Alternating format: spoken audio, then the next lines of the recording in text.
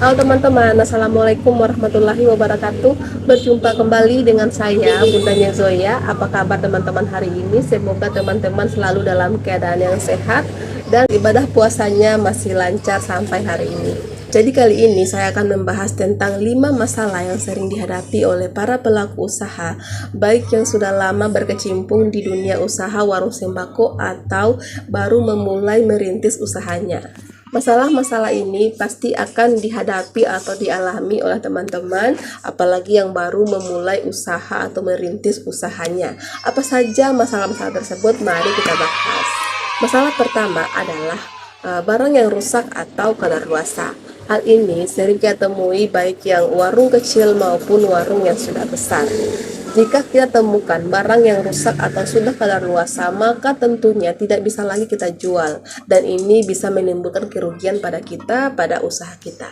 Bagaimana cara menanganinya? Ya, dengan cara kita perlu mengidentifikasi penyebab dari kerusakan barang kita. Apakah itu dari saat kita terima dari supplier, maka kita harus mengadukan kepada supplier kita bahwa barang yang dikirimkan kepada kita terima dalam keadaan rusak, sehingga kedepannya perlu diteliti dan lebih diperhatikan lagi. Jika barang-barang yang rusak itu akibat dari cara penyimpanan kita, maka kita perlu mengevaluasi penyimpanan kita agar kita menghindari kerusakan pada barang-barang yang lain. Berbeda dengan kadaluarsanya suatu barang atau expire, di sini kita dituntut untuk lebih teliti memperhatikan barang-barang kita. Kita perlu mengetahui kapan masa kadaluarsa dari barang-barang kita. Apakah itu dari saat kita beli maupun sudah ada di tempat usaha kita. Kita harus menghindari para pembeli yang menemukannya lebih dulu, karena itu bisa membuat minat pembeli kita berkurang datang berbelanja di tempat usaha kita.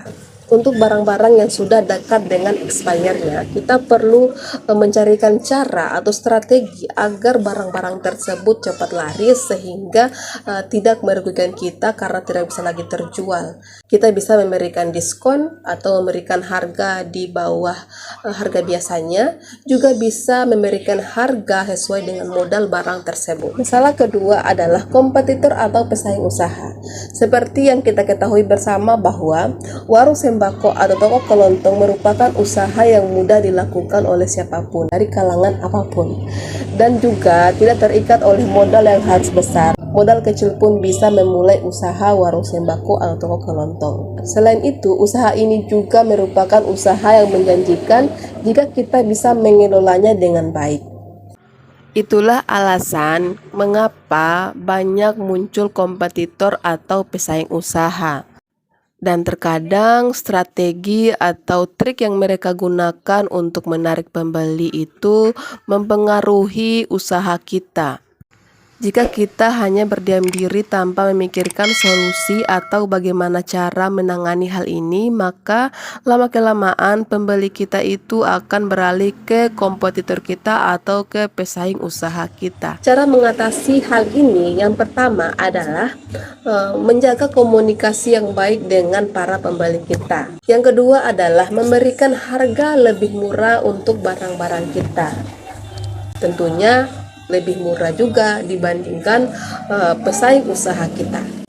Ketiga, menjaga kebersihan tempat usaha kita agar para pembeli kita itu lebih nyaman di tempat usaha kita. Dan jangan lupa untuk selalu mengevaluasi cara pelayanan kita, karena pelayanan kita juga merupakan salah satu faktor yang bisa mempengaruhi pembeli kita itu datang atau tidak ke kita. Salah ketiga adalah tidak tahu cara pengelolaan uang kas. Nah, biasanya yang sering menemukan masalah ini adalah para pemula yang baru merintis usahanya, belum tahu cara mengelola uang kasnya itu seperti apa. Setiap pelaku usaha pastinya itu akan menarik 10% sampai 20% dari hasil penjualannya per hari untuk pemakaian sehari-hari.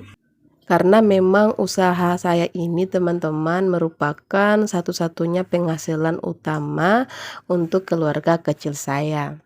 Saya selalu berhati-hati dalam menggunakan kas yang saya tarik, karena salah-salah sedikit bisa mempengaruhi modal usaha saya. Jadi saya selalu mengupayakan kebutuhan per hari saya itu bersama keluarga lebih kecil dibanding uang kas yang saya tarik perharinya.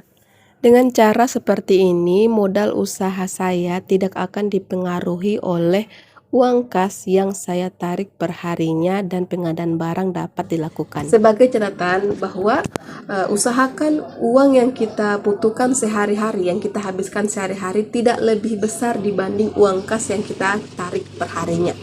Masalah keempat adalah uang yang robek atau rusak. Nah, teman-teman mungkin merasa uang yang rusak cuma 1.000, 2.000 adalah hal yang biasa dan tidak dianggap penting. Namun bagi saya teman-teman ya, 1.000 atau 2.000 itu sangat penting bagi saya karena itulah alasan saya duduk satu hari menunggu para pembeli saya. Parahnya, saya pernah menemukan uang yang rusak atau robek hampir setengah teman-teman dan itu tidak bisa lagi digunakan untuk berbelanja. Uang tersebut sangat besar jumlahnya yaitu 50.000, bahkan ada uang 100.000 yang berlubang di tengahnya.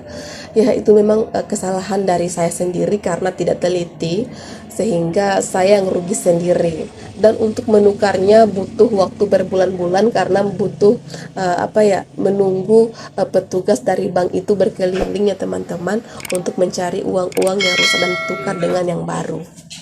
Cara menangani hal ini adalah ketelitian.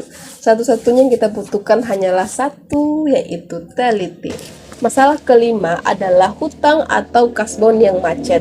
Mungkin bagi teman-teman, hal ini bukanlah hal yang penting dan hanya akan dianggap remeh. Namun, jika utang dari para pembeli teman-teman itu menumpuk dan tidak mau membayar, lama baru membayar, maka itu akan sangat mempengaruhi perputaran dari modal teman-teman.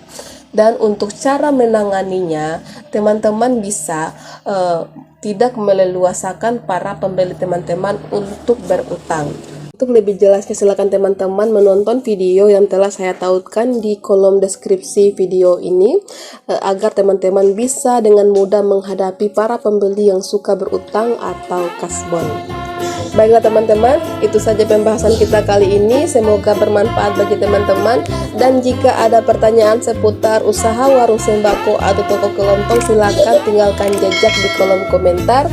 Dan terima kasih sudah menonton. Sampai jumpa di video selanjutnya. Assalamualaikum warahmatullahi wabarakatuh.